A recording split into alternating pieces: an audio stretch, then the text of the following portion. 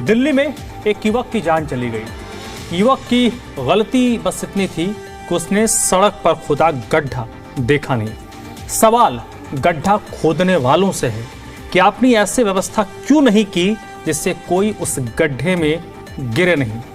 युवक रात भर गड्ढे में गिरा रहा और वहीं उसकी जान चली गई। आज इसी मामले पर हम करेंगे चर्चा, क्योंकि सवाल दिल्ली का है।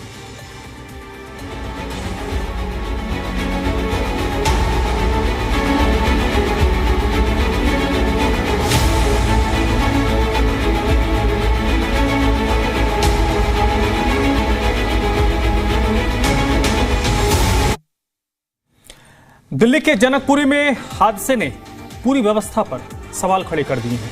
खुले गड्ढे में गिरने से एक नौजवान की मौत हो गई और यह तब हुआ है जब कुछ दिनों पहले ही दिल्ली से सटे नोएडा में ऐसी ही एक घटना में एक युवक की जान चली गई थी। तब लगा था कि ऐसी घटनाएं अब नहीं होंगी, लेकिन हुई और एक जान गई। यह सवाल जो सबसे महत्वपूर्ण है, जो सबसे बड़ा सवाल है कि कितनी मौत के बाद हम जागेंगे। सिस्टम जानलेवा है, सुना तो आपने कई बार होगा, लेकिन कम ही घटनाएं आपके ज़हन में रही होंगी। गुरुवार की रात दिल्ली में एक हादसा हुआ। हादसे में एक नौजवान की जान चली गई। पूरे घटनाक्रम को जब देखेंगे और सुनेंगे तो आप भी कहेंगे कि सिस्टम जानलेवा है। दिल्ली के जनकपुरी इलाके में जल बोर्ड की बड़ी लापरवाही ने एक युवक की जान ले ली। सड़क पर जल बोर्ड का काम चल रहा था, लेकिन सुरक्षा के कोई पुख्ता इंतजाम नहीं थे। बीच सड़क बने गहरे गड्ढे में एक बाइक सवार युवक गिर गया। हादसा इतना भयानक था, युवक ने मौके पर ही दम तोड़ दिया। मृतक की पहचान 25 वर्षीय कमल के तौर पर हुई है। घटना से परिवार सदमे में है। मृतक कैलाशपुरी इलाके में रहता था। रात को कमल रोहिणी के दफ्तर से अपने घर लौट रहा था। घर वालों से लगातार बात हो रही थी, लेकिन जब देर रात वो घर नहीं पहुंचा तो घर वाले उसे ढूंढने निकले और पूरी रात आधा दर्जन थानों के चक्कर लगाते रहे, लेकिन कोई सुराग हाथ नहीं लगा। और जब उसके गड्ढे में गिरकर मौत की खबर मिली तो सभी के पैरों तले जमीन खिसक गई। जल बोर्ड के काम के लिए गड्ढा खुदा हुआ है, जिसमें कल रात को श्री कमल ध्यानी जी है, जिनकी एज तकरीबन 25 साल है। उनकी बाइक उस गड्ढे में गिर गई और अनफॉर्चुनेटली उनकी रात को डेथ हो गई है। इनके ये जो भी गड्ढा किसने खुदा हुआ है, इसमें कौन से अधिकारी है या कॉन्ट्रैक्टर कौन है, इस सब की भी हम जांच करेंगे। घटना के बाद दिल्ली सरकार के मंत्री प्रवेश वर्मा जनकपुरी में उस जगह पर गए जहां बाइकर की गड्ढे में गिरने से जान गई। प्रवेश वर्मा ने घटना को दुर्भाग्यपूर्ण बताया और कहा कि जल बोर्ड से जांच के आदेश दिए गए हैं। हमने कमेटी बनाई है जिसकी रिपोर्ट 24 घंटे के अंदर आ जाएगी। अभी जूनियर इंजीनियर, एग्जीक्यूटिव इंजीनियर और असिस्टेंट इंजीनियर तीनों को सस्पेंड किया गया है। हम जल बोर्ड के यहाँ के जो अधिकारी हैं, जेई हैं, एक्सीएन हैं, एई हैं, वो तीनों को सस्पेंड कर रहे हैं। जो कंपनी यहाँ पे काम कर रही थी, हम वो कंपनी के ऊपर में भी कड़ी से कड़ी कार्रवाई करेंगे। दिल्ली जल बोर्ड के सीईओ ने पिछले महीने ही नोएडा इंसिडेंट के बाद में एक सर्कुलर इशू किया था। सारे दिल्ली जल बोर्ड के अधिकारियों को कहा था कि जहाँ पर भी काम हो रहे हैं वो वहाँ पर जाके खुद उसको चेक करें। ये 3 महीने से काम हो रहा था। कल रात को ही गड्ढा खुदा था। उसी के साथ में कॉन्ट्रैक्टर के 2 लेबर वो अपनी झुग्गी डालकर बैठे हुए थे। अभी वो लोग यहाँ पर नहीं हैं। घटनास्थल पर पूर्व मंत्री और दिल्ली आप अध्यक्ष सौरभ भारद्वाज भी पहुंचे। सौरभ भारद्वाज ने कहा कि नोएडा की घटना से हमने कुछ नहीं सीखा। दिल्ली सरकार पर निशाना साधते हुए कहा कि सरकार सिर्फ झूठ बोलती है। वो जो गड्ढे में कमल गिरा है वो आप भी हो सकते हैं, मैं भी हो सकता हूँ, और वो लखपति करोड़पतियों के बच्चे भी हो सकते हैं जो रात रात भर गाड़ियाँ चलाते हैं। अभी 1 महीना भी नहीं हुआ कि नोएडा के अंदर एक इंजीनियर कार सहित गड्ढे में गिर गया। चीखता रहा, चिल्लाता रहा, पुलिस खड़ी रही और वो लड़का मर गया। यहाँ भी यही हुआ। कोई गड्ढे में गिरने से नहीं मरता है, वो मरा है पुलिस और सरकार के नकारेपन से। घटना के बाद दिल्ली में विपक्षी दल सरकार पर चौतरफा हमला कर रहे हैं। पूर्व मुख्यमंत्री अरविंद केजरीवाल ने घटना को हादसा नहीं हत्या बताया। वहीं कांग्रेस पार्टी ने भी सरकार को घेरते हुए इसे निर्मम हत्या बताया है। वहीं कमल के परिवार पर मानो वज्राघात हुआ है। जिस दिन घर के बच्चे की मौत हुई उसी दिन माँ बाप की शादी की सालगिरह थी। माँ चीख रही है और चित्कार से माहौल गमगीन हो रहा है। परिवार का कहना है कि उनका बेटा प्रशासन की लापरवाही का शिकार हुआ। कमल की बात मेरे साथ नहीं हुई भैया। छोटे भाई के साथ हुई थी 12 बजे। घर में आ रहा हूँ मम्मी, भैया खाना ले आना मेरे लिए। उसके बाद कोई फोन नहीं उठाया उसने। दिल्ली के जनकपुरी में हुई इस घटना ने एक परिवार का लाल छीन लिया। गलती किसी की भी रही हो, खमियाजा एक मासूम को अपनी जान देकर चुकानी पड़ी। अब सवाल है कि दिल्ली में ऐसे कितने मौत के गड्ढे खुदे हुए हैं। थोड़ी दिन पहले नोएडा में इसी तरीके से सिस्टम की लापरवाही ने एक मासूम की जान ले ली थी। उसके बाद व्यवस्था रेस हुई और अब जनकपुरी का हादसा। दिल्ली में कहने को 3 इंजन की सरकार है, फिर ऐसी लापरवाही कैसे? क्या इस घटना से सिस्टम सबक लेगा या थोड़े दिन रेस होने के बाद व्यवस्था पुराने ढर्रे पर आ जाएगी? अभी तो इंतजार है इस मामले के दोषियों को चिन्हित करने का और उनकी जिम्मेदारी को तय करते हुए परिवार को इंसाफ दिलाने का। ब्यूरो रिपोर्ट, जी मीडिया। तो चलिए, कमल की जान चली गई। आज इसी मामले पर हम चर्चा करेंगे और इस पूरे विषय वस्तु को बेहतर तरीके से समझने की कोशिश करेंगे, क्योंकि सवाल तो दिल्ली का है। चर्चा की हम शुरुआत करें उससे पहले जो हमारे प्रश्न हैं, हमारे सवाल हैं, उन पर एक नजर डाल लेते हैं। सबसे पहला और महत्वपूर्ण सवाल, कमल की मौत का जिम्मेदार कौन है? दूसरा महत्वपूर्ण सवाल, नोएडा में हुए हादसे से हमने क्या सबक लिया? तीसरा सवाल, जिम्मेदारों पर एक्शन होगा? अभी तो निलंबन हुआ है, लेकिन क्या एक्शन होगा? चौथा सवाल, दिल्ली में इस प्रकार के कितने मौत के गड्ढे खुदे हुए हैं? ये भी महत्वपूर्ण सवाल है, क्योंकि इस तरीके की शिकायतें अलग अलग जगहों से लगातार आती रही हैं। इसमें ये कहा जाता है कि कई बार शिकायत की गई, लेकिन गड्ढों को भरने का काम नहीं हुआ।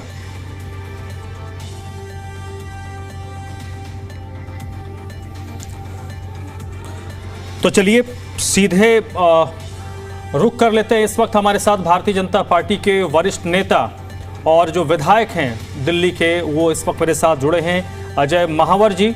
और मेहमान जुड़ेंगे, लेकिन उससे पहले अजय महावर जी इस वक्त हमारे साथ जुड़े हैं। अजय जी, बहुत बहुत स्वागत है आपका। क्या कहेंगे इस मौत पर? क्योंकि कहने को तो कुछ रहा नहीं। आखिरकार क्या हम ये माने कि ये जो घटना हुई है ये किसी की लापरवाही है जिसने एक बच्चे की जान ली है? देखिए, डेवलपमेंट जब होता है तो इस प्रकार की गड्ढे भी खोदे जाते हैं, लाइनें भी डाली जाती हैं, sewer line, water line, IGL gas pipeline, इस प्रकार की लाइनें डाली जाती हैं। लेकिन उस समय जो भी अधिकारी काम कर रहे थे उनको पूरी सुरक्षा मानकों का ध्यान रखना चाहिए, ये मैं हमेशा मानता हूं, और संवेदनशील भी होना चाहिए। मैंने जो जानकारी ली है उसके अनुसार बैरिकेटिंग की गई थी और ग्रीन पट्टी भी लगाई गई थी, जिससे कि खतरा बता दिया जाता है कि यहाँ पर ये बंद है। अब तो ये तो वहाँ के स्थानीय विधायक और मंत्री आदरणीय आशीष सूद जी ने जांच के तुरंत आदेश दिए हैं। अन्य जहाँ तक मेरी जानकारी है, जल मंत्री प्रवेश जी का भी दौरा हो चुका है वहाँ, और जांच के आदेश दिए गए हैं। किसी की अगर गलती पाई गई है लापरवाही में तो कड़ी से कड़ी कानून के मुताबिक सजा मिलनी ही है। उसमें कोई सरकार इसमें कहीं भी दो राय नहीं रखती। लेकिन जांच के बाद पता लगेगा अभी कारण क्या थे, क्या कोई और कारण थे, ओवर स्पीडिंग थी या और कोई धुंध आ गई थी। ये बात सब जांच के बाद पता लगेगा। बैरिकेटिंग तोड़ के भी, ग्रीन टाट को तोड़कर भी कैसे वो गड्ढे में गए हैं, तो ये एक निश्चित रूप से हर जान हमारे लिए कीमती है और संवेदनशील होना ही चाहिए हर किसी को। लेकिन ये घटना घटी है और जांच के बाद ही हम इस विषय को सही ढंग से बता पाएंगे। मुझे लगता है कि जल बोर्ड के कुछ अधिकारियों पर जो मेरी जानकारी है एक्शन भी लिया गया है, कार्रवाई भी की गई है, और निश्चित रूप से ये दुर्भाग्यपूर्ण है और ऐसी घटना नहीं होनी चाहिए। अजय जी, एक प्रश्न तो ये भी आता है, जैसे आपने कहा, नो डाउट जब विकास के कार्य होते हैं तो उस दौरान ऐसे चीजें होती हैं, लेकिन उसमें जो प्रिवेंटिव मेजर्स हैं उनको अपनाया भी जाना चाहिए, अपनाया जाता भी है, लेकिन कहीं ना कहीं खामियां रह जाती हैं, कई बार जानबूझकर, कई बार लापरवाही से, जिसकी परिणति ऐसी घटनाएं होती हैं। क्या ये सरकार ये तस्दीक करेगी, इसकी पुष्टि करेगी कि अगर कहीं पर लापरवाही हुई है या चूक हुई है तो ऐसा एक्शन होगा जो भविष्य में ऐसी घटनाएं रिपीट ना हो? निश्चित रूप से मैं आपकी बात से सहमत हूं और एक इस प्रकार के हालांकि अभी 3 अधिकारियों पर एक्शन लिया गया है, लेकिन अगर किसी ने लापरवाही बरती है और उसके बदले किसी की जान गई है तो निश्चित रूप से एक उदाहरण पेश करने वाली सजा मिलनी चाहिए और इसके लिए कोई माफी का स्थान नहीं होना चाहिए। इसमें एक बार बार इस चीज का जिक्र आ रहा है अजय महावर जी कि अभी थोड़े दिनों पहले हमने देखा कि ग्रेटर नोएडा में एक ऐसे ही घटना हुई थी जिसमें कार के साथ एक लड़का जो इंजीनियर था 27 साल का, वो डूब गया था। उस वक्त भी दिल्ली में सरकार भी और सिस्टम भी रेस हो गया था कि दिल्ली में ऐसे कहीं गड्ढे हैं तो उनको चेक किया जाए, लेकिन फिर थोड़े दिन के बाद ये घटना सामने आ गई। प्रश्न बार बार ये उठाया ये जा रहा है कि अधिकारी इस तरीके की लापरवाही करते क्यों हैं? क्योंकि हमारे पास भी कुछ एक जगह रिपोर्ट्स आई जिसमें कहा गया कि जल बोर्ड ने गड्ढा या किसी ने भी विभाग ने गड्ढा खोद दिया, लोग शिकायत करते हैं कि भैया इसको बंद कर दीजिए, कुछ बैरिकेटिंग कर दीजिए, बट वो करते नहीं है। तो क्या आपको नहीं लगता कि सरकार को इसमें हम, क्योंकि at the end of the day action तो अधिकारियों पर होता है लेकिन छवि आप लोगों की खराब होती है?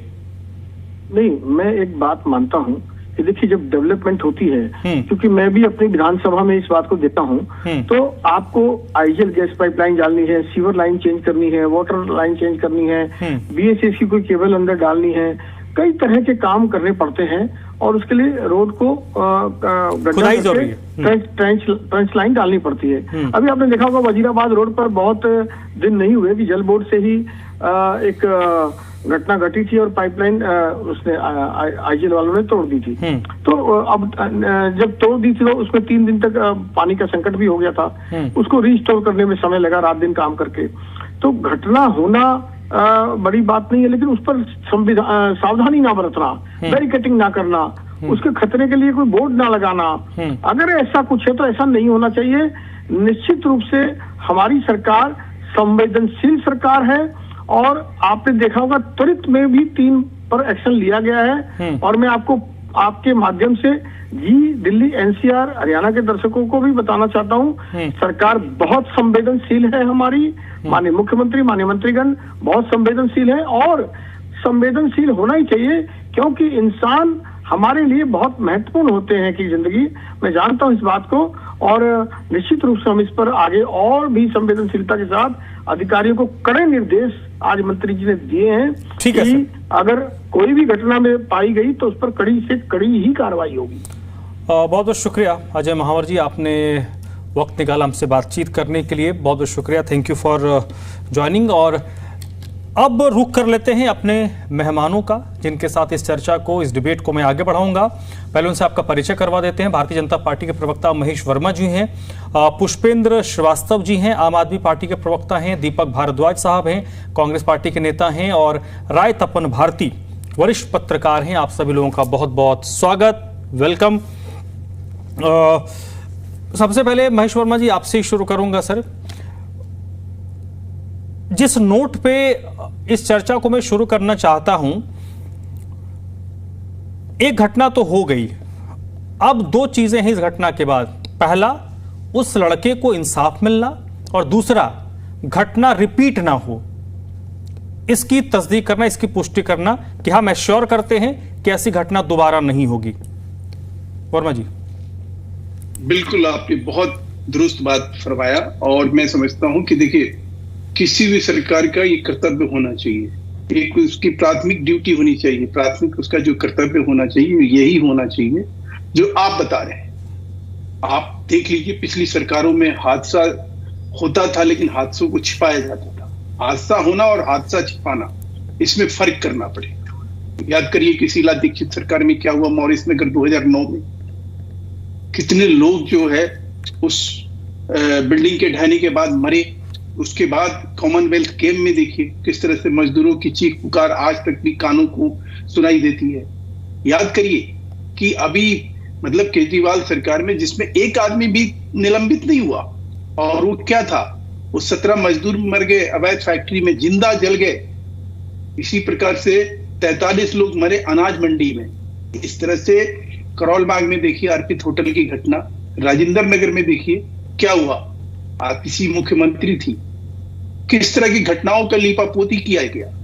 तो सवाल यह है कि ये घटनाएं राजनीति के लिए नहीं है, बल्कि इस तरह की घटनाओं को रोकने के लिए नीति होनी चाहिए, और वो मजबूत नीति जब तक नहीं होगी तब तक इस तरह की घटनाओं को नहीं रोका जा सकता है। ये तय है। अब देखिए वहां सीसीटीवी है, सीसीटीवी लगा हुआ है, सीसीटीवी झूठ नहीं बोलेगा ना।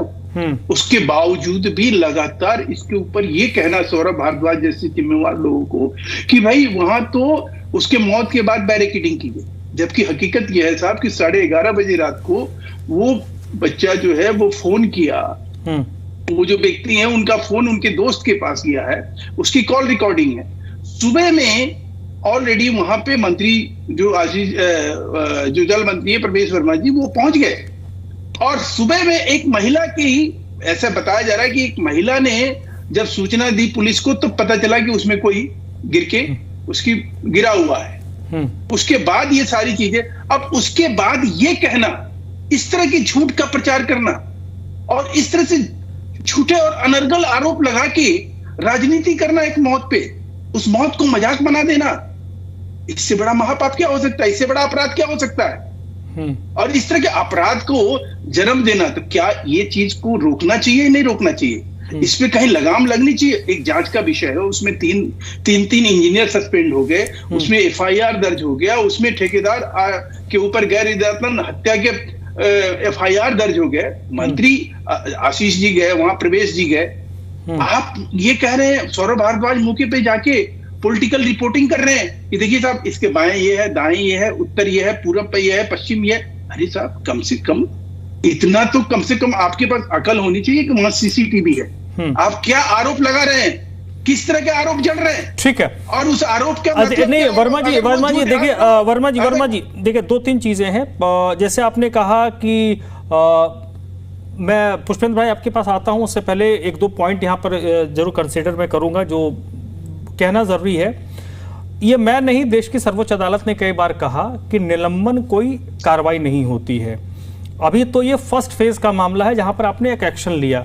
दूसरी बात देखिए, पॉलिटिकल पार्टी, जैसे आपने अभी शीला जी की टेन्योर के, केजरीवाल जी के टेन्योर के 8-10 उदाहरण गिनाए, तो फिर ये लोग तो गिनवाएंगे ना आपके सामने कुछ हो रहा है तो।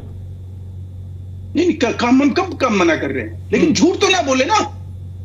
इस तरह के सफेद झूठ बोल के आप कहेंगे कि भाई आप अपनी राजसत्ता की बेरोजगारी की फ्रस्ट्रेशन, कुंठा इस तरह से निकालेंगे कि एक जवान आदमी के मौत पे आप इतने संवेदनहीन हो जाएंगे कि आप झूठ बोलते हुए नजर आएंगे। आप ये कहेंगे कि वहां बैरिकेडिंग नहीं हुई थी, उसकी वजह से उस आदमी की मौत हो गई।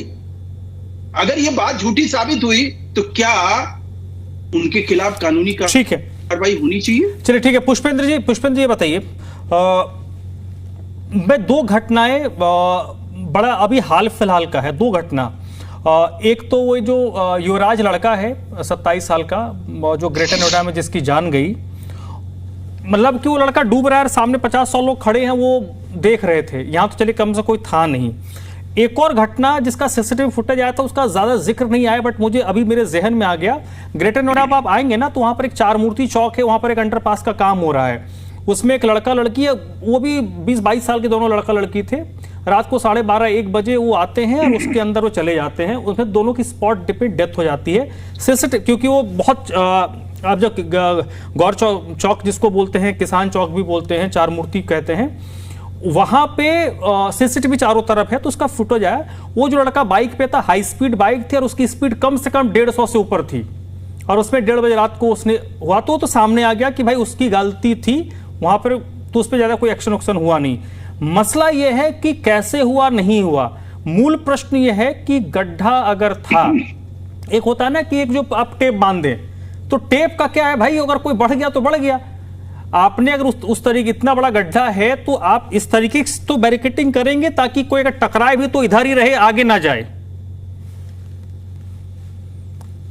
पुष्पेंद्र जी देखिए धर्मराज जी, बहुत शर्म की बात है कि भारतीय जनता पार्टी के अभी विधायक जी बोल रहे थे और अभी महेश भाई बोल रहे हैं, दोनों में संवेदना नाम की चीज नहीं है। उस युवक की मौत हो गई, और मैं तो कहता हूं कि उसकी मौत नहीं हुई है, उसकी हत्या की गई है प्रशासन के द्वारा, दिल्ली सरकार के विभागों के द्वारा, और उस पर संवेदना व्यक्त करने की बजाय ये सब चीजें उस पर डाल रहे हैं कि हम तो सब ठीक थे, हमारे डिपार्टमेंट सब बहुत बढ़िया किया था। और सबसे बड़ी बात देखिए कि दावा कर रहे हैं कि वहां सीसीटीवी लगा था।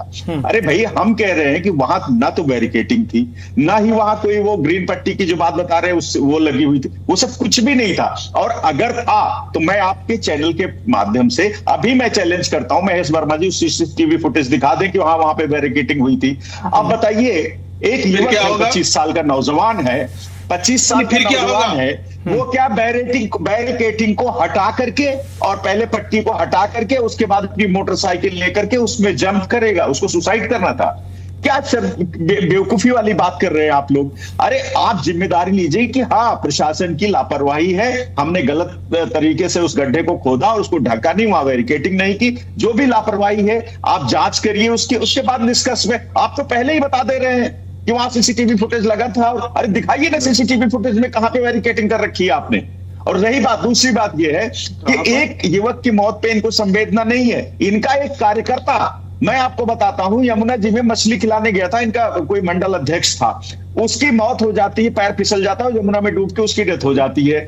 उसको तुरंत नगद जो है सहायता दी जाती है। उसकी पत्नी को अभी 3 दिन पहले बुला करके सचिवालय में उसको सरकारी नौकरी दे दी गई। लेकिन इस युवक को ये बताने पे तुले हुए हैं कि नहीं, वो तो लड़के की गलती थी, वो हमने तो सब ठीक कर रखा था और वो अपने आप कूद गया, उसको सुसाइड करना था। कितनी बेशर्मी दिखा रहे हैं आप चैनल पे बैठ करके। और अभी विधायक जी भी बोल के गए, जय महावर जी, कि नहीं वो तो ऐसे होता है, वो जब गड्ढे खुदते हैं तो काम तो ऐसे ही होता है। अरे भाई, काम ऐसे ही होता है, इतनी लापरवाही से होता है। धर्मराज जी, मैं आपको बताता हूं, मैं आज बुराड़ी विधानसभा में था।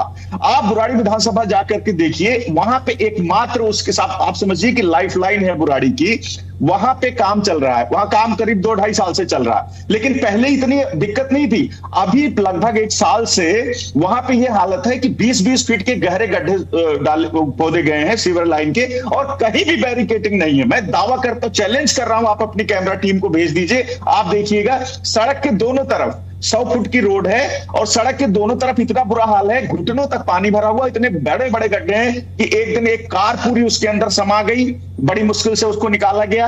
एक दिन 2 मोटरसाइकिल वाले, स्कूटी वाले उसमें गिर गए। और ई रिक्शा वगैरह तो इस तरह से चल रहे हैं कि अगर आप अपने रिपोर्टर को भेजेंगे ना, तो मुझे लगता है शायद रिपोर्टर भी वहां तक नहीं पहुंच पाएगा, इतना बुरा हाल है। और ये लापरवाही की बात मानने को तैयार नहीं है। ठीक है, ठीक है। दीपक भारद्वाज जी का मैं रुख करूंगा। दीपक भारद्वाज जी, क्या हमारी व्यवस्था इसी तरीके से काम करती है सर? अभी एक आग लगने की घटना हो जाए तो, और उसमें अगर एक आध मौत हो जाए तो पूरा व्यवस्था हर बिल्डिंग को खंगालने लगता है 2-4-5 दिन, और उसके बाद लाइसेंस भी कैंसिल होते हैं, पता नहीं नोटिस वोटिस हो जाता है, उसके बाद फिर वही पुराने ढर्रे पर हम काम करने लगते हैं। क्या यही हमारा सिस्टम है? हमारा सिस्टम इसी तरीके से काम करता है? धन्यवाद धर्मराज जी। देखिए, सबसे पहले तो हमें ये मानना ही होगा कि दिल्ली में जो हादसे हो रहे हैं, चाहे वो सड़क दुर्घटना हो या जिस तरीके से जो भी हादसे हो रहे हैं, वो कोई एक्सीडेंट नहीं है, सरकार की साफ लापरवाही है। और ये हादसे नहीं, इन्हें हत्या ही कहना पड़ेगा, क्योंकि सरकार की तरफ से जो लापरवाही है उसके बाद ये हत्याएं की जा रही हैं। नई सड़क बनती है, आप जानते हैं कि जिस तरीके से नई सड़क बनती है 24 घंटे नहीं बीतते नई सड़क को बनते हुए, उससे पहले खुदाई हो जाती है, चाहे वो जल बोर्ड वाले करें, सीवर वाले करें, पानी वाले करें, केबल वाले करें। तो इनकी परमिशन खुदाई की कौन देता है, ये भी जांच होनी चाहिए। और सबसे बड़ी देखिए, बहुत ही दुखद घटना है कमल ध्यानी जी की, जिस तरीके से मृत्यु हो जाती है, इसमें हम उस परिवार के साथ भी हैं और इस पर शोक भी प्रकट करते हैं। लेकिन जिस तरीके से भारतीय जनता पार्टी के प्रवक्ता भाई हमारे बोल रहे हैं, और साथ ही विधायक जी भी देखिए, जो सम्मानित विधायक है जिनको जनता ने चुन के भेजा है, वो कह रहे हैं कि जब डेवलपमेंट होता है किसी जगह पर तो ऐसे हादसे भी होते हैं, गड्ढे भी खुदते हैं और ऐसा होता है। और साथ ये कह रहे हैं कि वो हरी पट्टी लगा दी गई थी, तो हरी पट्टी से कभी कोई एक्सीडेंट रुक नहीं सकता। हरी पट्टी का केवल काम इतना है कि जब डस्ट नहीं उड़े, पॉल्यूशन को कंट्रोल करने में। तो जानकारी सबसे पहले तो मैं उनको ये दे देता हूं कि हरी पट्टी से कोई आप एक्सीडेंट नहीं रोक सकते। सबसे पहले मार्किंग होनी चाहिए, मार्किंग के साथ बैरिकेडिंग होनी चाहिए कि अगर टक्कर लग भी जाए तो इतने गहरे गड्ढे में बाइक या कोई चलने वाला ना गिर पाए। ये सब चीजें लेकिन कहीं जिक्र नहीं हो रहा है इसका। अब बात की जा रही है देखिए सड़क हादसों की। 2025 में अगर हम बात करें सड़क हादसों की, जो मेरे पास डेटा है, पंजाब केसरी में प्रकाशित डेटा है, 1600 से अधिक लोगों की जानें सड़क दुर्घटनाओं में जाती हैं दिल्ली में केवल। तो आप देख लीजिए 1600 लोग जा रहे हैं। और ये जो 2 महत्वपूर्ण जो घटना है, इतनी जो आपके माध्यम से, टीवी के माध्यम से, मीडिया के साथियों के माध्यम से उजागर हुई हैं, और ये सरकार जो बेनकाब हो रही है, आज इनको मुंह छुपाने की जगह नहीं मिल रही है। वो वहां की घटनाएं दिल्ली एनसीआर जैसे बहुचर्चित शहर हैं। आप ये सोचिए कॉलोनी जैसे त्रिलोकपुरी, मंडावली, पटपड़गंज, जंगपुरा, लक्ष्मी नगर, वहां के गड्ढों की कौन खबर दिखाएगा? वहां जो दिन प्रतिदिन हादसे हो रहे हैं, बच्चे स्कूल जाते हुए गिर रहे हैं, पानी में जल भराव के समय जो इतने गड्ढे उसमें हादसे हो रहे हैं, उनकी खबर कौन दिखा पाएगा? तो इतने हादसे हो रहे हैं जिसके बारे में सरकार को कहीं जानकारी नहीं है, कहीं कुछ नहीं है। अब मैं बताना चाहूंगा, अब ये दिल्ली में देखिए जिस तरीके से एक्शन की बात करी मंत्री साहब ने, एक्शन बोल दिया कि ऑफिसर सस्पेंड कर दिए, कंपनसेशन दे दिया जाएगा। और जनकपुरी पुलिस ने साथ में ही बताना चाहूंगा कि वहां पर जो उनका जो विक्टिम जो डिसीज है, कमल ध्यानी जी का जो मित्र है, वो साफ बता रहा है कि 6 थानों में उसने प्रयास किया रजिस्टर कराने का केस का, 6 थानों में उसकी सुनवाई नहीं हुई। उसको बोला गया कि 24 घंटे के बाद हम आपकी रिपोर्ट दर्ज करेंगे। अगर रिपोर्ट दर्ज करने में पुलिस वालों की इतनी असहिष्णुता है तो किस तरीके से अगर रिपोर्ट दर्ज की जाती? और बात कर रहे हैं हमारे साथी बीजेपी के, वो कह रहे हैं कि कैमरे लगे हैं, कैमरे लगे तो भैया कैमरे की रिपोर्ट कब आएगी? कैमरे की अगर आप वीडियो फुटेज 24 घंटे तक नहीं दे पा रहे हो तो ऐसे कैमरों का क्या फायदा? वो कैमरे भी उखाड़ देते हैं, उन कैमरों के थ्रू आप जानकारी नहीं निकाल सकते, पुलिस आपकी रिपोर्ट नहीं लिख रही, उसके बाद ठीक है। अब मैं दीपक जी एक बात में आता हूं, ये कहीं ना कहीं राय तपन भारती सर, समस्या जल बोर्ड में है, क्योंकि दिल्ली में कई जगह पर काम हो रहे हैं। मैंने कुछ एक लोगों के कुछ सोशल मीडिया पे पोस्ट पढ़े, जो लोग दिल्ली को बेहतर तरीके से जानते हैं, समझते हैं। दिल्ली में जैसे एक मेट्रो की खुदाई होती है, मेट्रो का जहां जहां काम चलता है, तो ऐसा बहुत रेयर सुनने को मिलता है। या कहीं जब नोएडा वाली घटना हुई थी, हमने कई जगह से रिपोर्ट्स मंगवाई कि भाई कहाँ कहाँ पे गड्ढे खुदे हुए हैं, तो मेट्रो का मसला बहुत कम आया। बाकायदा व्यवस्था होती है, वो लोहे के बैरिकेड लगाते हैं और फिर वो सारा काम चलता है जहाँ जहाँ मेट्रो का चलता है। ज़्यादातर जो मुझे लोकेशन एग्जैक्ट याद नहीं आ रहा, मैं बता देता कौन कौन सा लोकेशन था, लेकिन इतना मुझे ध्यान जरूर आ रहा है कि ज़्यादातर जो शिकायतें रही वो जल बोर्ड से जुड़ी हुई रही हैं, कि जल बोर्ड ने गड्ढा खोदा, काम किया, करके छोड़ के चले गए। और ये जो भी गड्ढा था ये भी जल बोर्ड का है। यानी जल बोर्ड वालों का पेंच कसना संभवतः बहुत जरूरी है।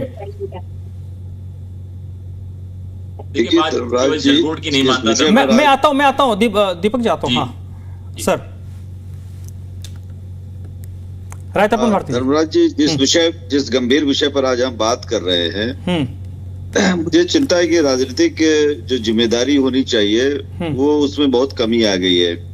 हम क्यों नहीं धरातल पर आके सोचते हैं कि ये आम आदमी पार्टी या बीजेपी या कांग्रेस का नहीं है, ये भारत के नागरिकों के साथ जो हम अच्छे इंसान को जो खो रहे हैं उस पर चिंतन मनन करना चाहिए कि आजादी के 77-78 साल बाद भी हम इस तरह का कानून क्यों नहीं बना पा रहे। मैंने जब आपके चैनल से मुझे डिबेट में भाग लेने का निमंत्रण मिला तो मैंने काफी रिसर्च किया कि आखिर इसका उपाय क्या है। बहुत सारे देशों में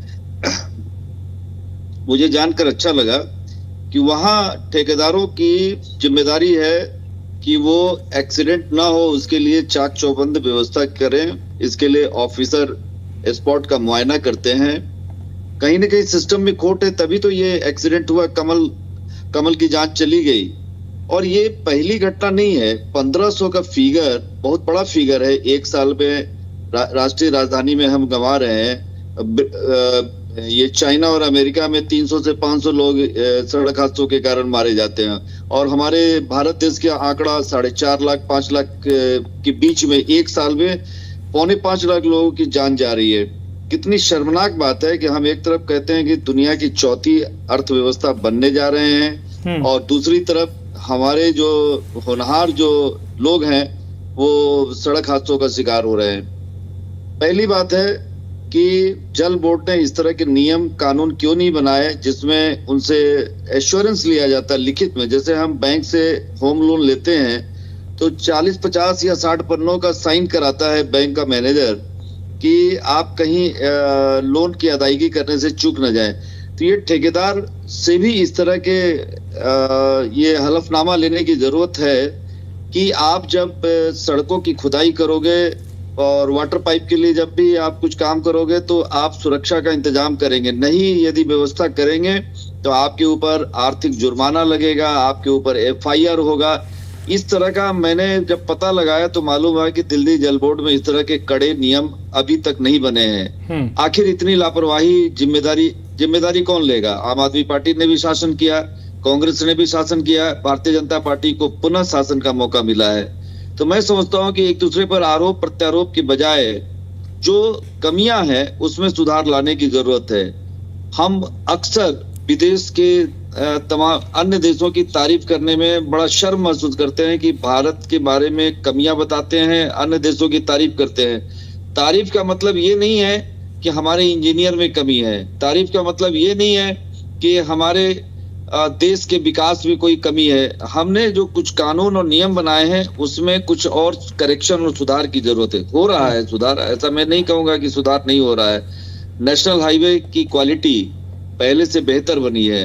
मैं लगातार दिल्ली मेरठ हाईवे पर, नेशनल हाईवे पर चलता हूँ, 16 लेन की सड़क है, मुझे गड्ढे नहीं शायद ही कभी दिखाई पड़ता है। इसका मतलब है कि रात के समय में उसकी मरम्मत होती है। लेकिन जो हिस्सा दिल्ली सड़क का है, जो हिस्सा जल बोर्ड जहां से पाइपलाइन जा रही है, जो हिस्सा दिल्ली नगर निगम का है या गाजियाबाद नगर निगम का है या गुड़गांव अथॉरिटी का है, नहीं सर, इसमें एक पहलू है। आप जो बात कह रहे हैं ना, इसमें एक महत्वपूर्ण सवाल, क्योंकि जब इस घटना को हम देख रहे हैं ना, तो महेश वर्मा जी, मैं आता हूं सर आपके। महेश वर्मा जी, जब इस प्रश्न को हम इस घटना को देख रहे हैं तो लोगों के जहन में बार बार नोएडा वाली घटना आ जा रही है, ग्रेटर नोएडा में जो लड़का जिसके डूबने से मौत हुई थी युवराज की। कैसे सिस्टम में खेल होता है सर, सॉरी टू से ये वर्ड मैं कह रहा हूं, बट कैसे खेल होता है। वो जो बिल्डर था ना, जिसकी गिरफ्तारी हुई, तो हम लोगों ने भी तालियां बजाई कि भाई गिरफ्तार हो गया, वो हाईकोर्ट से जमानत पर छूट गया। आप ये कहेंगे कि भाई हाईकोर्ट ने जमानत दी, लेकिन पता है हाईकोर्ट ने जमानत क्यों दी? क्योंकि जिस वक्त गिरफ्तारी हुई, उस गिरफ्तारी के दौरान उस बिल्डर को गिरफ्तारी का कारण नहीं बताया गया और उसे अरेस्ट मेमो नहीं दिया गया था। नतीजा वो हाईकोर्ट से छूट गया।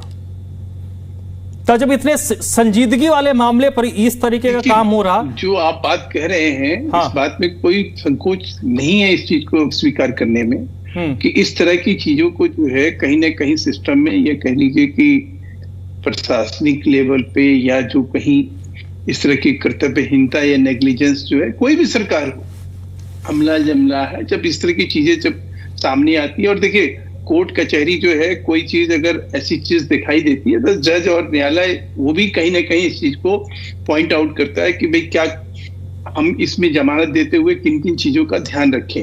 जमानत देने वाला जो कोर्ट है या जज है, उसका अपना स्व विवेक है कि वो जमानत क्यों दे रहा है, वो क्या किसी मेमो की वजह से दे रहा है या कानूनी जो है कमी है उसकी वजह से दे रहा है। लेकिन जो सबसे बड़ी बात है कि एक संवेदनशील मुद्दा है। तो जैसे अभी तपन जी ने एक बात कही कि कब तक इसके ऊपर राजनीति करेंगे, ऐसे मौत को हम कब तक एक मजाक बना के बात करेंगे। इसके ऊपर कोई नीतिगत फैसला होनी चाहिए। आप पॉलिसी अपनाइए। जैसे वर्तमान में सरकार जो है क्या करती है, जो उसके बस का है, सबसे पहले तो यही है कि भाई FIR हो, जो लोग जिम्मेवार हो वो तुरंत सस्पेंड हो, इसकी जानकारी, जो इसकी जांच जो है वो तेजी से हो, उसका जो आउटकम हो इस तरह से हो कि जिससे कि आगे हम सबक लेते हुए फिर से किसी की जान ना जाए, ऐसी कोशिश की जाए। तो ये तमाम चीजें जो हैं, जो आप बात कर रहे हैं, इसकी जानकारी मुझे बिल्कुल नहीं है। मैं बता रहा हूं ना, की कोई कानूनी कमी, कोई कानूनी कार्रवाई में कोई कमी थी और उसका कहीं, अब देखिए ना, आप यही देखिए, यहाँ राजेंद्र नगर हादसे में क्या हुआ, हाईकोर्ट ने जमानत क्यों ग्रांट किया, याद करिए आप। भाई केजरीवाल सरकार थी, केजरीवाल का हमला जमला था, लॉ तो वही देख रहे थे, सारा चीज वही कर रहे थे, उनके लोग वहां गए नहीं, कोर्ट ने एक तरफा ही जमानत की ये करी। तो बात ये नहीं है, बात ये है कि सरकार जो है, आप जब आपकी नीयत अच्छी होगी तो इसके ऊपर नीति भी अच्छी होगी। ये नीतिगत फैसला लेना होगा। चलिए, मैं आता हूं सर। इस बीच एक बड़ी अपडेट आ रही है, वो भी दर्शकों को बताना जरूरी है। जनकपुरी हादसे को लेकर कांग्रेस के वरिष्ठ नेता राहुल गांधी ने हमला बोला है। राहुल गांधी ने कहा है, जनकपुरी की हुई जो घटना है, जो घटना जनकपुरी में हुई है, ये हादसा नहीं, हत्या है। असली कातिल सड़क नहीं है, असली कातिल गैर जिम्मेदार सत्ता है। ना इस्तीफा होता है, ना सजा मिलती है, ना किसी की अंतरात्मा जागती है। सोशल मीडिया प्लेटफॉर्म एक्स पर राहुल गांधी लिख रहे हैं, हिंदुस्तान में फैली लालच और लापरवाही की महामारी आज फिर एक युवा की जान ले गई। एक बेटा, एक सपना, माँ बाप की पूरी दुनिया, सब कुछ एक झटके में उजाड़ दिया गया। आगे राहुल गांधी अपने पोस्ट में लिखते हैं, यह हादसा नहीं हत्या है और हत्यारी है जवाबदेही से भागती सत्ता। फिर उसके बाद वो आगे लिखते हैं कि असली कातिल सड़क नहीं गैर जिम्मेदार सत्ता है, क्योंकि यहाँ ना इस्तीफा होता है, ना सजा मिलती है, ना किसी की अंतरात्मा जागती है। इंदौर का वो जिक्र कर रहे हैं, आपको याद होगा थोड़े दिनों पहले इंदौर की घटना काफ़ी सुर्खियों में रही थी, इसमें कई बच्चों की जान चली गई थी, उसका जिक्र वो करते हैं। इंदौर का जहरीला पानी, नोएडा में युवराज की जान लेने वाली सड़क, गिरते पुल, टकराती ट्रेन्स, दम घूंटता प्रदूषण, जब तक जवाबदेही नहीं होगी तब तक कोई ना कोई लालच की महामारी का अगला शिकार बनता रहेगा। तो चलिए एक बार फिर से अपनी चर्चा की तरफ लौटते हैं। राहुल गांधी का सोशल मीडिया पर किया गया यह पोस्ट। पुष्पेंद्र भाई बोलिए सर। मैं 10 सेकंड इसके ऊपर एक अपना हाँ, पुष्पेंद्र जी 10 सेकंड दे दीजिए भाई साहब को, राहुल गांधी पे कुछ बोलेंगे। हाँ, मैं कह रहा हूं कि बहुत अच्छी बात है, एक संवेदनशीलता इस तरह से विपक्ष के नेता को कहीं दिखाना चाहिए और करना भी चाहिए। लेकिन अभी हाल में ही हिमाचल में क्या हुआ, अभी हाल में ही मोहाली में देखिए, मोहाली में कितनी बड़ी घटना घटी, कर्नाटक में देखिए साहब, और ये बात छोड़ दीजिए केजरीवाल सरकार में वो विपक्ष में नेता थे, लेकिन 100 ऐसे हत्याएं हुई, 100, मैं एक की बात नहीं कर रहा हूं, मैं 100 हत्याएं। प्रतिपक्ष के नेता के नाते आपका कर्तव्य तब नहीं। ठीक है सर, ठीक है। हाँ बोलिए पुष्पेंद्र भाई, बोलिए सर। आप अगर संवेदन, पुष्पेंद्र जी आपकी आवाज, आप म्यूट है, आपकी आवाज नहीं आ रही है। पुष्पेंद्र जी आप म्यूट है क्या, चेक कीजिए तो। मैं कह रहा हूं ऐसी मौत को 100 मौत। चलिए ठीक है, वर्मा जी रुक जाइए, वर्मा जी रुक जाइए, पुष्पेंद्र जी कुछ कह रहे सुन लीजिए। हाँ बोलिए पुष्पेंद्र जी। मैं तो महेश जी की तारीफ कर रहा हूं, बहुत अच्छी बात कह जाते हैं कई बार, ये अपनी सरकार की आलोचना कर लेते हैं तो अच्छा लगता है कि चलो कम से कम साफगोई से मान रहे हैं कि इनकी सरकार अच्छी नहीं है। मैं आपको बताऊं धर्मराज जी, भारतीय जनता पार्टी के मंत्री नेता अगर अभी यहाँ पे किसी भी डिपार्टमेंट में, चाहे एमसीडी हो, चाहे दिल्ली सरकार हो, चाहे कहीं भी अगर दूसरे किसी दल की सरकार होती ना, तो ये जीना हराम कर देते, सारा उसके ऊपर डाल देते। अब समस्या ये है कि एमसीडी में भारतीय जनता पार्टी, दिल्ली सरकार में Bharatiya Janata party, LG Bharatiya Janata party का, केंद्र में बैठी सरकार भारतीय जनता पार्टी की। अब जाए तो जाए कहां। लेकिन हैरानी ये होती है कि आप एक जवान मौत पे, उस बच्चे की मौत पे आप 2 शब्द संवेदना के नहीं बोल रहे हैं। आप उसको ये नहीं कह रहे कि भाई हम उसको मरहम लगाने, उस परिवार के ऊपर जो शोक संतप्त परिजन है उनको कुछ मरहम लगाने के लिए कोई मुआवजे की घोषणा कर दे, कोई निष्पक्ष तरीके से कि भाई चलो सरकार अपना देखेगी, कमेटी बनाएगी, जो बनाएगी, जांच होगी, वो अलग बात है। धर्मराज जी वहां पे रेजिडेंट वेलफेयर एसोसिएशन ने लगातार इस तरह की घटनाओं पे ऑलरेडी कानूनी प्रावधान है। तो ये अरे सुनिए महेश जी, बीच में मत बोलिए। वहां पे आरडब्ल्यूए ने लगातार लिखित में कंप्लेन करी है, लिखित में कंप्लेन करी है कि यहाँ पे बैरिकेडिंग नहीं होती, यहाँ पे लापरवाही से काम चल रहा है, इसको ध्यान दिया जाए, नहीं तो किसी भी दुर्घटना का कभी भी जो है कोई हादसा हो सकता है। लेकिन सरकार के डिपार्टमेंट्स के किसी के कानों पे छू नहीं देगी, और उसका नतीजा क्या हुआ आप देख ही रहे हैं। ऐसे ही आप भारतीय जनता पार्टी के चारों इंजन है, सब जगह कहते हैं डबल इंजन दे दो, हम ये कर देंगे वो कर देंगे। 4 इंजन है इनके, चारों इंजन में आप देख लीजिए। मैं आपको बताता हूं, अभी 4 दिन से खबरें चल रही है, आपने भी धर्मराज जी अपने चैनल पे दिखाया कि किस तरह से दिल्ली में लॉ एंड ऑर्डर कितना खराब है कि रोज जनवरी में 1700 से ज्यादा गुमशुदगी अलग अलग थानों में दर्ज कराई गई है दिल्ली के, और लोग रोज लगभग 59 लोग 60 लोग के एक एवरेज है कि रोज 50 से 60 लोग जो है रोज गायब हो रहे हैं, और उसका उनका पता नहीं चल पा रहा है। दिल्ली की जो पुलिस है वो गृह मंत्रालय के अंडर में आती है, अमित शाह जी के अंडर में आती है, लाइन ऑर्डर उन्हीं के अंडर में है, तो इसकी जवाबदेही भी इनकी नहीं होगी, उस पर कोई बात नहीं करेंगे, कोई चर्चा नहीं करेंगे।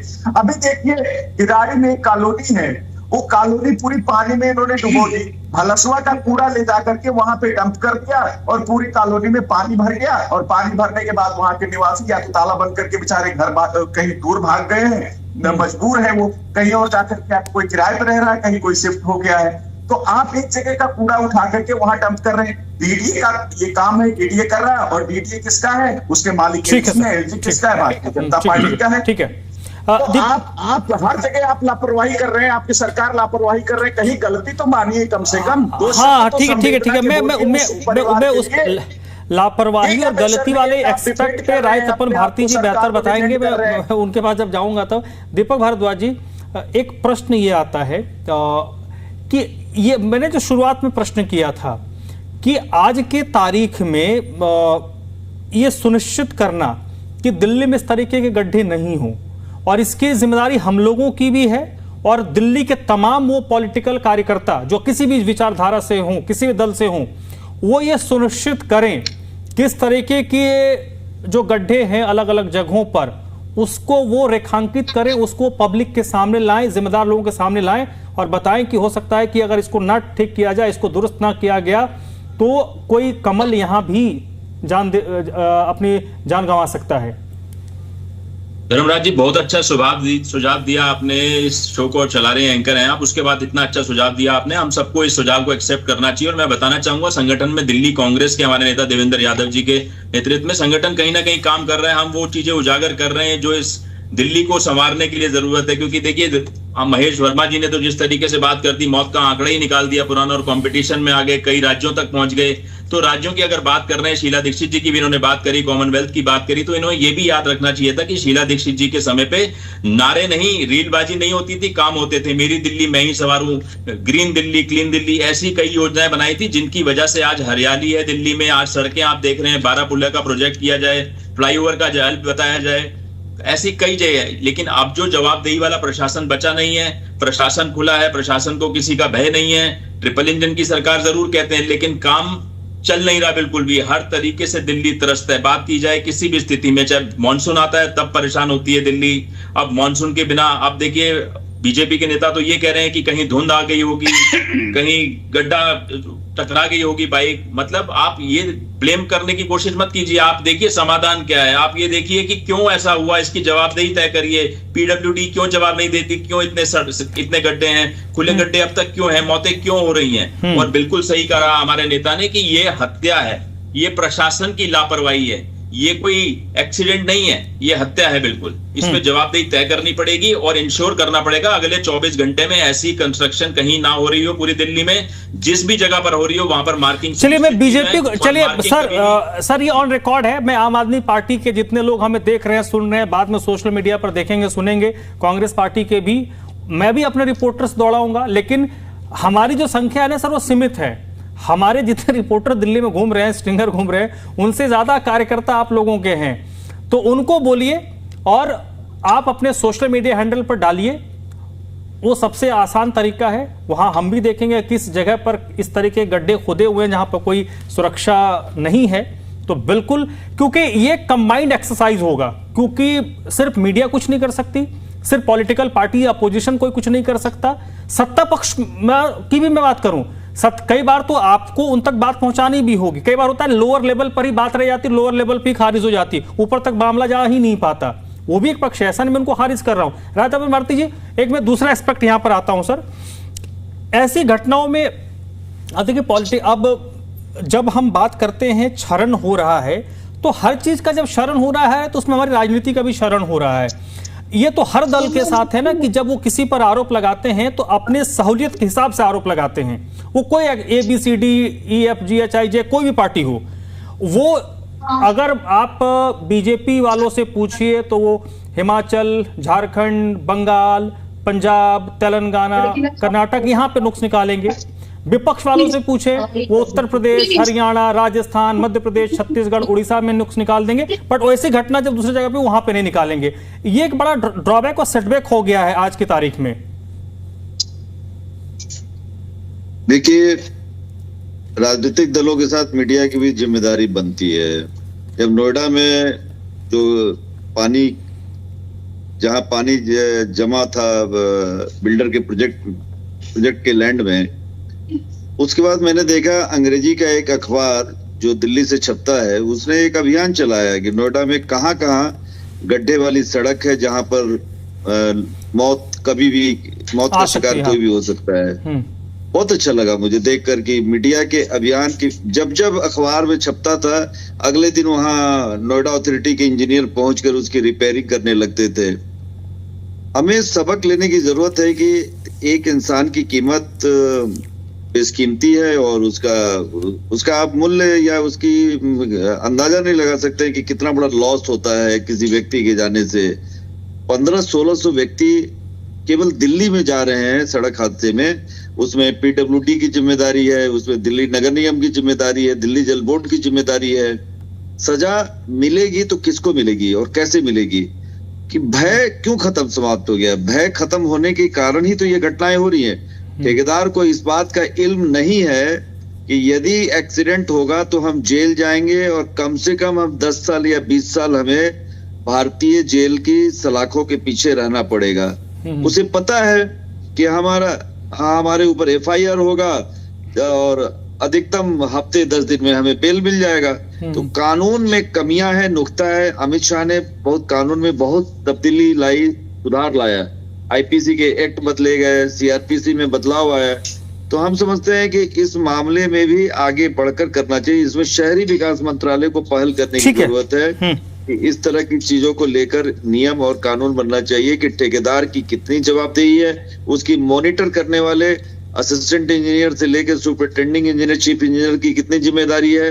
केवल सस्पेंशन निदान नहीं है। नहीं, और सस्पेंशन तो कोई कार्रवाई नहीं है सर। तो सुप्रीम कोर्ट ने कई बार अलग अलग समय में कहा है टेम्पोररी मानसिक राहत दे रहे हैं परिवार को। एक्शन ही नहीं है।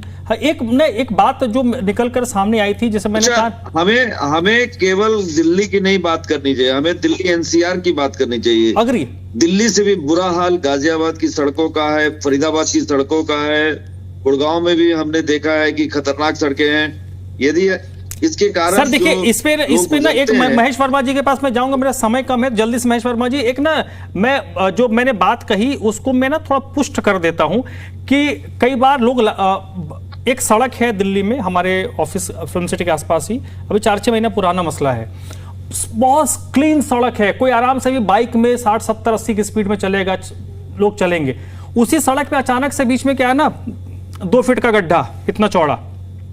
मैंने 2-3 बार देखा वहां पर बाइक वालों का एक्सीडेंट करता है। कोई 60-70 की स्पीड मारा, अचानक से अगर गड्ढा हो, अगर स्कूटी है तो गिरेगा ही। 2-3 बार मैंने 6-7 दिन के अंदर देख लिया कि वहां पर दुर्घटना हो रही है। और उस सड़क पे नोएडा, ग्रेटर नोएडा का हर बड़ा अधिकारी दिन में एक बार जरूर गुजरता होगा। किसी ने उसको नहीं किया। एक दिन मैंने ऐसे लगा, एक दिन मेरे गाड़ी के सामने हुआ, मैंने एक ना ट्वीट ठोक दिया, भाई देख लो ऐसा हो रहा है। सर 2 दिन के अंदर वो ठीक हो गया, उसको ढक दिया गया, उस पर रिस्पॉन्स आया, वो ठीक कर दिया गया। तो महेश वर्मा जी, आप भी ये तस्दीक करेंगे कि निचले स्तर पर कई जो बार शिकायतें जो JE, AE टाइप के लोग होते हैं इग्नोर कर देते हैं, ऊपर तक नहीं पहुंचता, उसको युद्ध स्तर पर आप लोग चलाएं ताकि दूसरा कोई कमल ना हो? बिल्कुल, आपकी कितनी, मैंने इस बात के लिए मैं आपको साधुवाद देता हूं कि अभी आपने एक बड़ी अच्छी लाइन खींची कि भाई भारतीय जनता पार्टी, कांग्रेस, आम आदमी पार्टी के लोग क्या हादसे का इंतजार करते हैं क्या? इनके कार्यकर्ता हैं, इनके नेता हैं जमीनी स्तर पे। हम तो फिर भी कह सकते हैं कि भाई हम एक रिपोर्टर है, हमारे सीमित लोग हैं, सीमित संसाधन हैं, लेकिन हम जब कभी ऐसी चीज को हम देखते हैं तो हम कहीं ना कहीं कोशिश करते हैं कि सोशल मीडिया के माध्यम से या अपने माध्यम से इस बात को कहीं जताएं, बताएं, प्रशासन को सचेत करें कि देखो भाई ये तुम्हारी नेग्लिजेंस है। अगर ये एक तरह के अभियान, और मैं दिल्ली NCR को इस बात के लिए मैं